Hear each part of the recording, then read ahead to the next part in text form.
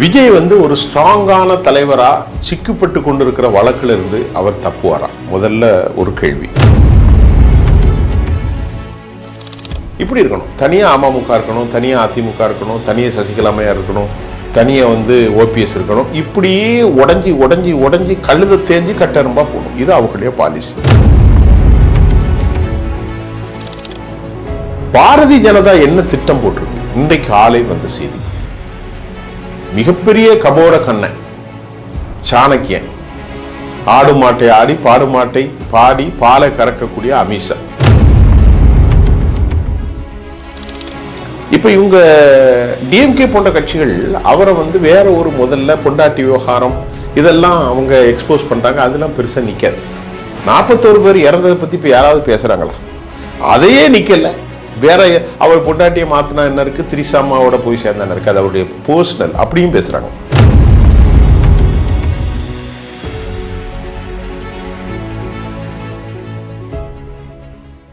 K24 நேயர்களுக்கு வணக்கம். இன்றைய நேர்காணலில் நம்மோடு இணைந்திருக்கிறார் மூத்த ஊடகவியலாளர் திரு சுஃபியான் அவர்கள். வணக்கம் சார். வணக்கம் திரு. நம்ம தேர்தல் களத்தை பற்றி பேசிட்டு இருக்கோம். கண்டிப்பாக இதுக்கு முன்னாடி நம்ம 4 முனை பற்றி பேசணும். ஆனால் அது இந்த தேர்தலில் மாறி இருக்கும்னு நினைக்கிறேன். 3 முனை போட்டிய வாய்ப்புகள் இருக்குது. விஜய் தாவேக சார்ந்தவர்கள் என்டிஏவோட பேச்சுவார்த்தை 70% பேச்சுவார்த்தை முடிந்த செய்தியை நம்ம பார்க்குறோம். இதை எப்படி எடுத்துக்கிறது? இல்லை, நீங்கள் சொல்கிறது உங்கள் கருத்து இல்லை, இன்னைக்கு சூழலை பற்றி சொல்கிறீங்க. இது ஏற்கனவே எனக்கு ஒன்றும் டவுட் என்னன்னு சொன்னா, விஜய் ஒரு ஸ்ட்ராங்கான தலைவராக சிக்கப்பட்டு கொண்டிருக்கிற வழக்கில் இருந்து அவர் தப்புவாரா? முதல்ல ஒரு கேள்வி. பாரதிய ஜனதாவை பொறுத்தவரை யாரையும் சந்திக்கு இழுத்து கேவலப்படுத்தி தன்னுடைய வசப்படுத்துவது பாஜகவின் கைவந்த கலை. அது உங்களுக்கு தெரியும், எனக்கு தெரியும், இந்தியா ஃபுல்லாக தெரியும். 3 விஷயங்களை நான் சொல்ல முடியும். இந்திய அரசியலில் தென் மாநிலங்களில் கால் பதிக்காத கர்நாடகாவில் முதல்ல இப்படித்தான் கால் பதிச்சார்கள். யாரை? தேவேகவுடா. கடைசியில் அது ஒரு சாதி கட்சியாக அது சச்சின் கன்னடாவில் அப்படியே சுருங்கி போச்சு.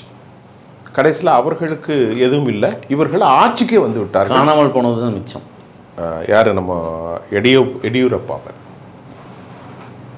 ஆர்எஸ்எஸ்க்கு சமநிலையான மராட்டியத்தை தாய்மொழியாக கொண்ட சத்ரபதி சிவாஜியினுடைய அடையாளமாக இருக்கக்கூடிய உத்தவ் தாக்கரே சிவசேனாவையும் ஒன்றுமில்லாமல் ஆக்கி, உருப்படாமல் ஆக்கி, அவர்கள் ஆட்களை கடத்தி ஆசாமுக்கு கொண்டு போய் யாரெல்லாமோ வச்சு யார் அவர் உத்தவ் தாக்கரே பிரிஞ்சு போனாப்லே அது கட்சியும் காலி செஞ்சு ஆட்சிக்கு வந்துட்டாங்க. 3வது நம்ம நிதிஷ்குமாரை பைத்தியமாகவே ஆயிட்டார். அவரும் இப்போது ஒரு மாதிரி ஆகி சரியில்லை. அவர் ஏதோ பேசுகிறாரு, மோடி கையை பிடிக்கிறார், களை பிடிக்கிறார். அவர் ஆகி அங்கேயும் ஆட்சி போயிட்டு இப்போ பிஜேபி ஆட்சி தான் வரது வந்திருக்கு. இதை அவங்க எதிர்பார்க்குறது எப்படின்னா, தமிழ்நாட்டில் இந்த மாதிரி ஒரு நிலையை உருவாக்கணும். இந்த திட்டம் எப்போ உருவாச்சுன்னா, அம்மாவுடைய மரணத்திலே உருவாயிற்று. அன்றைக்கே வெங்கைய நாயுடு இங்கே வந்தார். இது அதிமுகவுடைய வரல, இதை சொல்லிகிட்டே வந்துடுறேன். இன்றைக்கி எடப்பாடி பழனிசாமி ஒரு பலகீனமான தலைவராக ஆயிட்டார். காரணம், 11 முறை தோல்வி. எல்லாரும் கிட்டத்தட்ட கட்சியை விட்டு போயிட்டாங்க. திருமதி சசிகலா, ஓ பன்னீர்செல்வம், டிடிவி தினகரன், வைத்தியலிங்கம், மனோஜ் பாண்டியன், இப்படி ஏராளமானவர்கள் 1 2 இல்லை, முக்கியமான விரோதம் தான். கழுதி தேர்ந்து கட்டரும்பா கட்சி 18% வந்துடுச்சு. இப்போ பிஜேபி என்ன நினைக்கிறாங்கன்னா, இவங்க எல்லாரும் பிரிஞ்சு நின்று சேர்க்கும்போது இப்படி சிலது இப்படி வெளியே வரும், டக்குனு இப்படி கூடும், அப்புறம் இப்படி போயிடும். அப்படி பார்த்துருக்கீங்கள சில பொம்மை விளையாட்டு. இப்படி இருக்கணும். தனியாக அமமுக இருக்கணும், தனியாக அதிமுக இருக்கணும், தனியாக சசிகலாமையா இருக்கணும், தனியாக ஓபிஎஸ் இருக்கணும். இப்படியே உடஞ்சி உடஞ்சி உடஞ்சி கழுத தேஞ்சி கட்டரும்பா போகணும். இது அவங்களுடைய பாலிசி. இந்த வரலாற்றை ஏன் சொல்கிறேன்? சரி, அது கடந்த கால வரலாறு, போனது, தர்மயுத்தம் நடத்தினது எல்லாத்துக்கும் இவங்க தான் காரணம். இந்தியாவுடைய கான்ஸ்டியூஷன் அடிப்படையில் தலைகள் எண்ணப்பட்டு மெஜாரிட்டியாக இருக்கிறவங்கள சிஎமாக்கணும். சசிகலா அவர்கள் ஆவதற்கு எல்லா தயாரிப்பு இருந்தோன்னா வித்யாசாகர் இங்கே விட்டு டெல்லிக்கு போனார். இப்படி அதிமுகவே நாசமாக்கிட்டாங்க. இன்றைக்கி ஒன்றும் இல்லை. சரி, இந்த லெவலில் இப்போ விஜய்னு ஒருத்தர் வந்திருக்கார். நான் பார்த்த அளவில் அவருக்கு ஒரு நல்ல செல்வாக்கு இருக்குது. எனக்கு அது ஒரு பெரிய ஆச்சரியமாக இருக்குது. ஒருவேளை நாம் ஒரு தப்பு கணக்கை போட்டோமோ அப்படின்ன மாதிரி நான் கேட்குற ஆள்கள்கிட்ட யாருமே அவருக்கு எதிராக பேசினதாக எனக்கு தெரியல. அது எனக்கு ஒரு நீங்கள் உங்களோட பார்வை அது பொலிட்டிக்கல் லெகசியா அல்லது சினிமா லெகசியா? இல்லை சினிமா லெகசி தான். இளைஞர்கள் நிறைய பேர் இருக்காங்க, யாராலும் பேர். ஒரு நேரத்தில் அண்ணாமலை கூட ஒரு 4-5 பேர் இருந்தாங்க. இப்போ அதெல்லாம் மறைஞ்சு போச்சு. இன்றைக்கி காலையில் சிக்னலில் கேட்டேன் ஒரு பையன்ட்ட. நான் கொஞ்சம் பத்திரிகையாளராக இருக்கனால எல்லாத்தையுமே கொஞ்சம் வெட்கப்படாமல் பேசக்கூடிய ஆள். இப்போ எல்லாருமே அவருக்கு தான் நாங்கள் போடுவோம், சில விஷயங்களில் எங்களுக்கு முரண் இருக்குது அப்படிங்கிறாங்க. இப்போ இவங்க டிஎம்கே போன்ற கட்சிகள் அவரை வேறு ஒரு முதல்ல பொண்டாட்டி விவகாரம் இதெல்லாம் அவங்க எக்ஸ்போஸ் பண்ணுறாங்க. அதெல்லாம் பெருசாக நிற்காது. 41 பேர் இறந்ததை பற்றி இப்போ யாராவது பேசுகிறாங்களா? அதையே நிற்கலை. வேற அவர் பொண்டாட்டியை மாற்றினா என்ன இருக்குது, திரிசாமாவோட போய் சேர்ந்தா என்ன இருக்குது, அது அவருடைய பர்சனல் அப்படியும் பேசுகிறாங்க. ஆனால் பெரும்பாலும் 40 வயதுக்கு மேலே உள்ளவர்களை நான் கேட்காட்டாலும் இளைஞர்களை தான் நான் சொல்கிறேன். அப்போ அது ஒரு குறிப்பிட்ட செக்டோரியல் வாட் ஃபார் விஜய் தாவேகா, அதில் எந்த டவுட்டும் இல்லை. இது தமிழ்நாடு முழுவதும் இருக்குது. ஒன்று அதுக்கு காரணம் திராவிட கட்சிகளுடைய ஊழல், திராவிட கட்சிகளுடைய செயல்பாடு தன்மை, அடாவடி. இதனால் வெறுத்து ஒரு மாற்று வேணும் அப்படின்னு நினைக்காங்க. அந்த மாற்றா பாஜகவுக்கு எப்போதும் தமிழ்நாட்டில் இடமில்லை. அதை நன்கு உணர்ந்துட்டாங்க. பாரதிய ஜனதா என்ன திட்டம் போட்டிருக்கு, இன்றைக்கு காலையில் வந்த செய்தி. மிகப்பெரிய கபோட கண்ணன் சாணக்கியன், ஆடு மாட்டை ஆடி பாடு மாட்டை பாடி பாலை கறக்கக்கூடிய அமித்ஷா, கலவரத்தை தூண்டுறதாலும் தூண்டுவார், சேர்த்து வச்சாலும் சேர்ப்பார், இந்துத்துவா பேசுவார், எல்லாம் பேசக்கூடிய ஆள். அவர் ஒரு மாதிரி ஆள். தமிழ்நாட்டில் அவங்களுடைய ஜம்பு செல்லலை. திருப்பரங்குன்றத்தை தூண்டி விட்டு ஃப்ளேம் பண்ணுறாங்க. பெருசாக ஸ்டார்ட் ஆக மாட்டேங்குது. அப்படி வருது, பெருசாக பேசலை. அதுக்கு காரணம் தமிழர்களுடைய ஒரு இயற்கையான குணாதிசய உடன்பாடு, யூனிட்டி. இப்போ இவங்க என்ன நினைக்கிறாங்கன்னா, நாம் ஆட்சிக்கு வரமாட்டோம், அது நமக்கு நல்லாவே தெரியும். யார்? பாஜக. ஆனால் முதல்ல காலை பதிக்கணும். ஏற்கனவே 4 பதிச்சிட்டாங்க. சரஸ்வதி, நார்கோயிலில் 1, நேனார் நாகேந்திரன், வானதியோட. இந்த முறை 2 இலக்கத்தில் இருக்கணும். 15 டிக்கெட்டாவது நம்ம ஜெயிக்கணும். 12, 15, 20 அப்படி வரணும். அதுக்கு ஒரே வழி, நாம் எடப்பாடியோடு சேர்ந்து அதிமுகவோட சேர்ந்து சரியான வழியை கண்டுபிடிச்சிருக்காரு. இப்படித்தான் அவங்க எல்லா ஊர்லேயும் காயப்படுவாங்க. நம்ம மாதிரி அவசரப்பட மாட்டாங்க. நீண்ட கால திட்டம். இப்போ என்னென்னா ஆர்எஸ்எஸ் தமிழ்நாட்டில் காலை ஊண்டிருக்கு. இல்லை, இந்த இடத்துல ஒரு விஷயம், ஏற்கனவே பாஜகவோட அந்த கால் பதித்த விஷயம், திமுகவோடு பயணித்து 4 சீட்டை இங்கே வாங்கியிருக்காங்க. குறிப்பாக எச் ராஜாவாக இருக்கட்டும், முன்னாடி அதே. ஆனால் மீண்டும் பாஜக தமிழ்நாட்டில் மலரலை. கரெக்ட். அதே நிலைமை தானே இப்பவும் இருக்கும். நீங்கள் கேட்குற 100க்கு 100. நீங்கள் சொல்கிறது 97 வரலாறு, 98 வரலாறு சொல்கிறீங்க. ஹெச் ராஜா வெற்றி பெற்றதுக்கு திமுக காரணம். அது திமுகவுக்கு பெரிய பின்னடைவுன்னு வைங்களேன். பண்டார பரதேசிகள் இருக்கிற நாட்டில் ஆட்சியில் இடம் இல்லைன்னு சொன்ன 97, 98 பண்டார பரதேசி மறைஞ்சது. பொது லெகசி அடிப்படையில் மருமகனை முரசொலி மாறனை தொழில்துறை அமைச்சராகி அழகு பார்த்தார் திரு கருணாநிதி. அதெல்லாம் மறக்காது வரலாறு. இன்னைக்கு வரைக்கும் முஸ்லீம்கள் அவருக்கு தான் ஓட்டு போடுறாங்க. பாபரி மஸ்ஜித் இடிப்பை பற்றி அப்போ பேசும்போது அது வேறு ஒரு கதை. குஜராத் கலவரத்தை பற்றி கேட்டால் வேறு மாநிலங்களில் உள்ள கலவரத்துக்கெலாம் நான் பதில் சொல்ல முடியாதுன்னு கருணாநிதி பேசினது இன்னும் ரெக்கார்டில் இருக்குது. அதை விட்டுருங்க, இப்போ நம்ம வருவோம். ஆனால் நீங்கள் கேட்ட கேள்விக்கு என்ன பதில்னா, 98, 97 நடந்து எவ்வளோ ஆச்சு? 2008, 18, 26 வருஷம், 27 வருஷத்துக்கு அப்புறம் பாஜக முயற்சி பண்ணுது. அதுதான் பாஜக. 98 வந்தீங்களே, ராஜாவை ஜெயிச்சார்ல அன்னைக்கு. இப்போ ஏன் இப்பவும் முயற்சி பண்ணுறாங்க. அதுக்கப்புறம் மலரல. ஆனால் அன்னைக்கு வாஜ்பாய் இருக்கிறது இந்த மாதிரி ஒரு அடாவடியாக இல்லை. இன்றைக்கி அடாவடியாக இருக்குது. இன்றைக்கி இருக்கிற பாஜக அமெரிக்க அதிபர் டொனால்ட் ட்ரம்புக்கு ஒப்பான பாஜக. நான் செய்கிறத சாதித்து காட்டணும். அதுக்கு தமிழ்நாட்டில் அவங்களுக்கு இந்தியாவிலே ஒரு வித்தியாசமான அரசியலில் சிக்கப்பட்டுக்கிட்டார்கள். இப்போ நீங்கள் கேட்ட கேள்விக்கு என்னென்னா, இவருக்கு கொக்கி போட்டுக்கிட்டே இருக்கிறது 100க்கு 100% உண்மை. யாருக்கு? நம்ம விஜய்க்கு. ஒரு 4 மாதத்துக்கு முன்பே பவன் கல்யாண கூட்டம் பேசினாங்க, அதுவும் உண்மை. ஆனால் அவர் இப்போ அவுட் ஆஃப் ஸ்கெட்ச் இல்லை, பேசினார், இவர் வர முடியாதுன்ட்டார், விட்டுட்டார். இவர் இப்போ என்னென்னா, இவருடைய எதிர்காலம் இதில் இருக்குது. ஒன்று அஞ்சலை, பெரியார், அப்புறமா வேலுநாச்சியார், அப்புறமா காமராஜர், இப்படி ஒரு அடையாளத்தை வச்சுக்கிட்டு என்னுடைய கொள்கை எதிரி பாஜக, அரசியல் எதிரி திமுகன்னு சொல்லிட்டார். இப்போ கொள்கைக்கும் அரசியலுக்கும் வேறு. அரசியல் கூட மாறலாம், ஆனால் கொள்கை மாறாது. நான் சொல்கிறது ரொம்ப கவனிங்க, பெர்செப்ஷன்.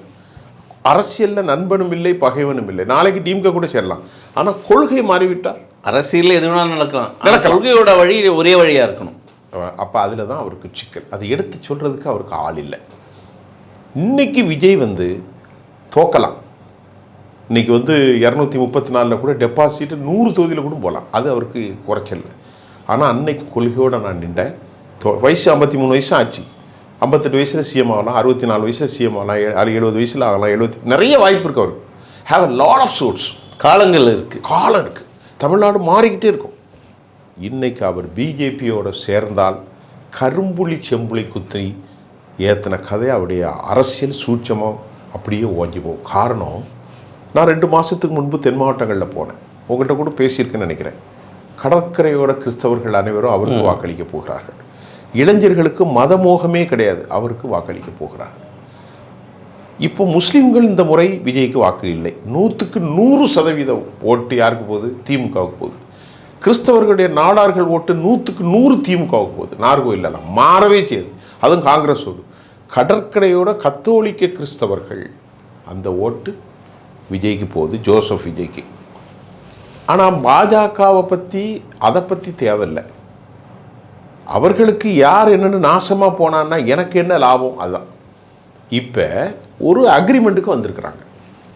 அது இப்போ ஃபைனல் அவங்க முயற்சி. 50-50 இருக்கிற 234ல் 120 எடப்பாடி, 64-65 விஜய் அவங்க வச்சது, 30 தொகுதி நாங்கள்.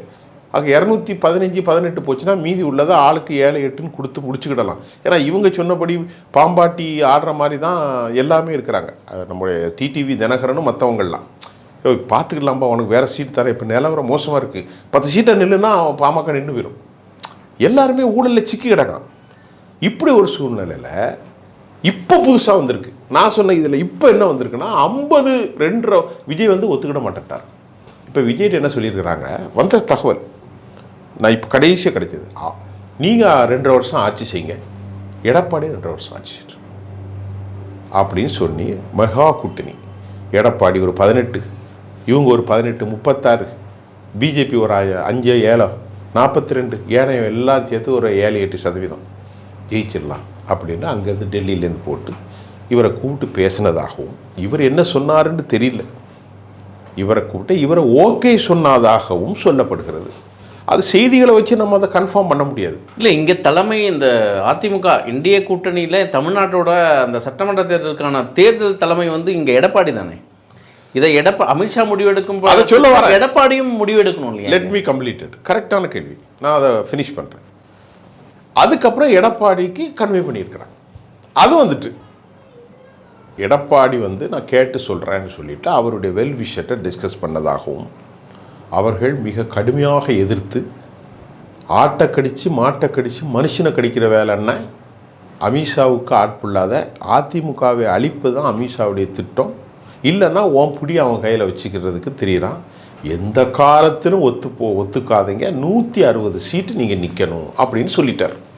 எடப்பாடி அதை அவருடைய தூதர் மூலம் தம்பித்துறை தான் அவருக்கு பேசுகிறதுக்கு அவர்கிட்ட சொல்லி அமித்ஷாவிட்ட சொல்லிட்டார்.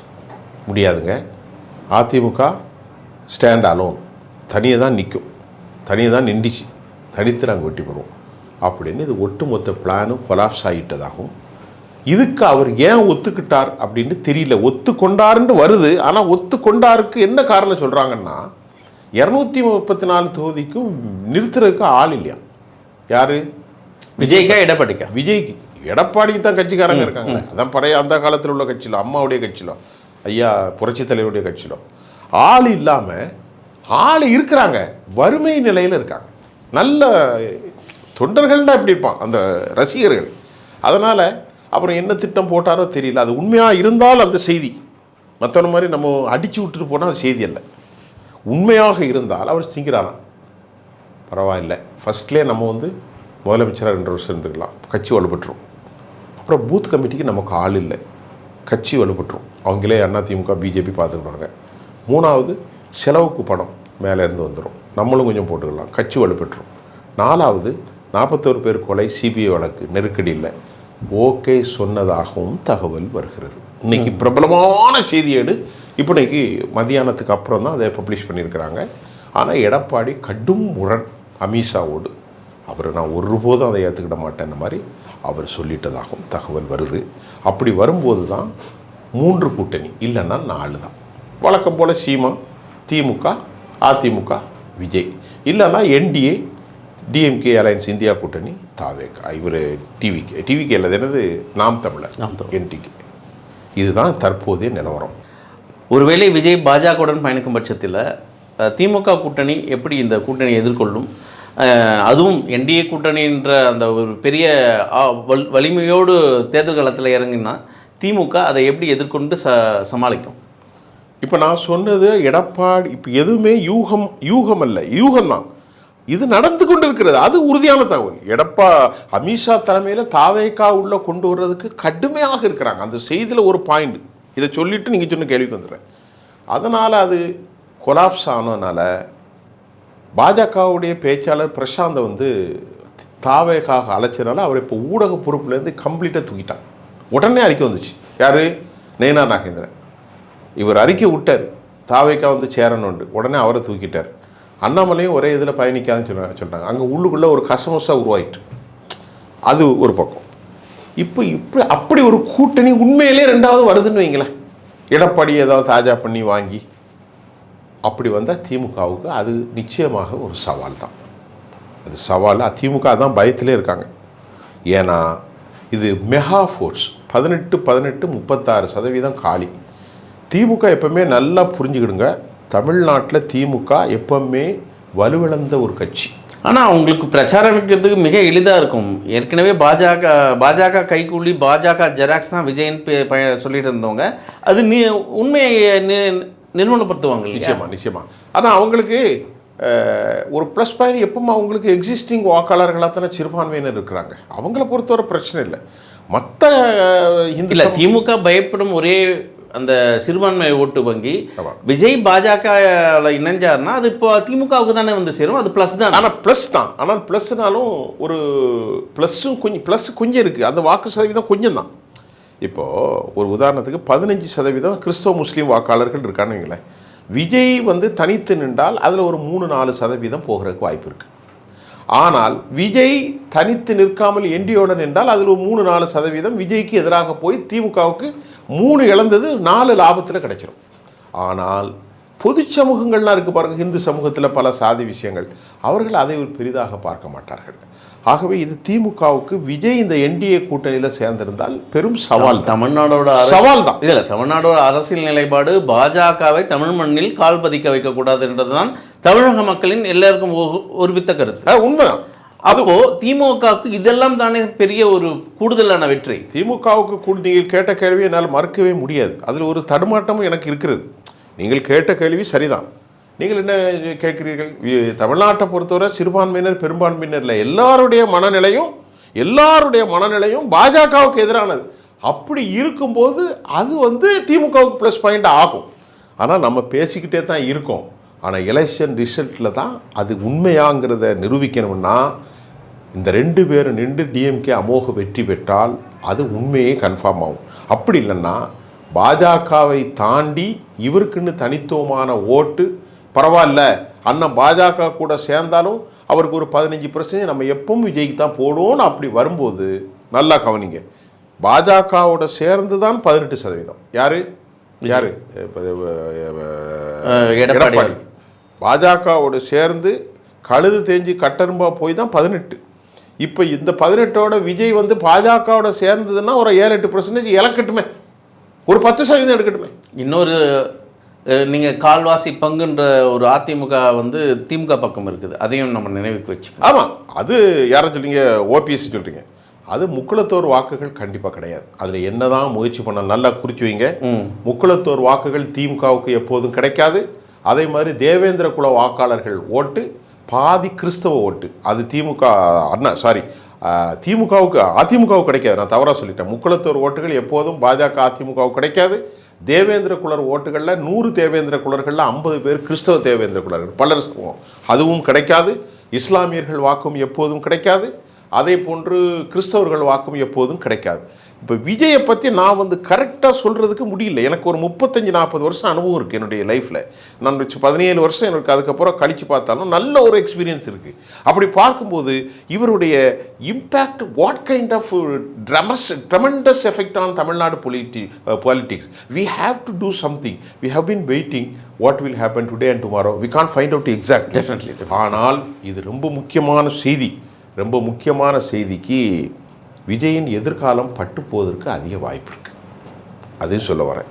எப்படி கூட்டி கழித்து பார்த்தாலும் திமுகவுக்கு கொஞ்சம் ப்ளஸ் பாயிண்ட் இருக்குது, சேர்ந்தால் கொஞ்சம் சவால் இருக்குது. ப்ளஸ் பாயிண்ட் இருக்குது. நாங்கள் எந்த காலத்திலும் ஆடைக்கும் கோடைக்கும் பாஜகவை எதிர்ப்போம் என்று சொன்னாலும் மற்றொன்று, ஆனால் இன்னொன்றையும் சொல்ல மறந்துட்டேன். திமுக அதிமுகவுடைய ஒரு பகுதியில் கூட்டணி இருக்குன்னு நீங்கள் சொன்னீங்கல்ல, அது உண்மைதான். இதை எவனுமே சொல்லலை, நீங்கள் தான் சொல்லியிருக்கீங்க. ஏன்னா ஓபிஎஸ் அப்படி தான் பார்க்குறேன். புரியுதா உங்களுக்கு? முக்குளத்தோர் ஓட்டு வங்கியில் ஒரு மறவர் சமூகத்தினுடைய ஒரு முக்கியமான ஆளுமை. 3 சமூகம் இருக்குது. கல்லர் இருக்குது, பிரமலை கல்லர் இருக்கிறாங்க, அகமுடையார் இருக்கிறாங்க, மறவர் இருக்கிறாங்க. இவர் தென்பகுதியில் உள்ள மறவர் சமூகத்துடைய அதிமுக இவருக்கு தான் கிடைக்கும். அது டிஎம்கேக்கு ப்ளஸ் பாயிண்ட்டு. ஆனால் இந்த முறை டிஎம்கே வெற்றி பெறுவதற்கு அவ்வளவு எளிதான விவகாரம் இல்லை. இவரை பற்றி வரக்கூடியது பூம்பு மாடாக ஆகலாம், அல்லது சிறு குழந்தைகள், அதாவது 17-18 வயசு வாக்காளர்களோடு முடிந்தும் போகலாம். இதில் ஒரு முக்கியம், அனைத்து தரப்பையும் அணைத்து கொண்ட நடிகர் விஜயகாந்த் அவர்களுக்கே 10% மேலே இல்லை. நல்ல ஃபோர்ஸு, இறங்கி களத்தில் நின்று விளையாடினவர், அவரே 10% தான்.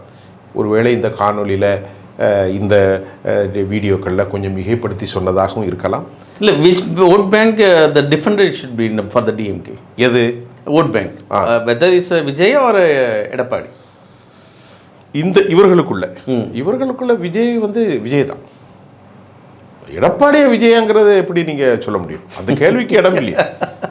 எடப்பாடிக்கு இதோட கடை முடிஞ்சு. I should come to the conclusion something is could happen. The revolt must be possible inside the campus after the election. Okay. எது? ADMK. The revolt must be possible. Insurgent must be possible after the election. Wait and see. பொறுத்திருந்து பார்ப்போம். அடுத்து ஏக்நாத் ஷிண்டே யார், அடுத்த நிதிஷ்குமார் யார், எடப்பாடியா விஜயா களத்தில்? ஏன்னா எதுக்கு நம்ம இதெல்லாம் பேசினா தான் நம்ம மக்களுக்கு புரியும். ஏதாவது பேசி குழப்பி விட்டுறக்கூடாது. நானும் வாக்காளர்கள் ஒருத்தன் தானே, நானும் பத்திரிக்கையாளர்கள் ஒருத்தன் தானே. அதனால் நான் எல்லாத்தையும் பார்க்குறேன். ஒரே ஒரு விஷயத்தை சொல்லிட்டு முடிச்சிடுறேன். 1980-77 பரம் டிஎம்கே எப்பவுமே மைனாரிட்டி தான். 89 தான் அவங்க ஜார்ஜே பிரிஞ்சதில் தான் அவங்களுக்கு ஆட்சிக்கு வந்தாங்க. 91 ராகுல் காந்தியுடைய அசாசினேஷன். 96 அதுக்கப்புறம் அவங்க எப்பவுமே சரியாக வரல. 98 தோல்வி, 2006 மைனாரிட்டி, 2011 21 வரைக்கும் ஆட்சியில் இல்லை. கம்பேரிசன் பிஜேபி, அதாவது அதிமுகவை பார்க்கும்போது எப்பவுமே டிஎம்கே செட்பேக்கு. ஆனால் இப்போ ஒரு கொஞ்சம் கூடி இருக்கிறது. கருணாநிதியை வில்லனாக பார்த்த சமூகம் இன்னைக்கு ஸ்டாலினை வில்லனாக பார்க்கவில்லை. நேரத்துக்கு மிக்க நன்றி சார். இது போன்ற செய்திகளை உடனுக்குடன் அறிய K24 தமிழ் நியூஸ் உடன் இணைந்திருங்கள்.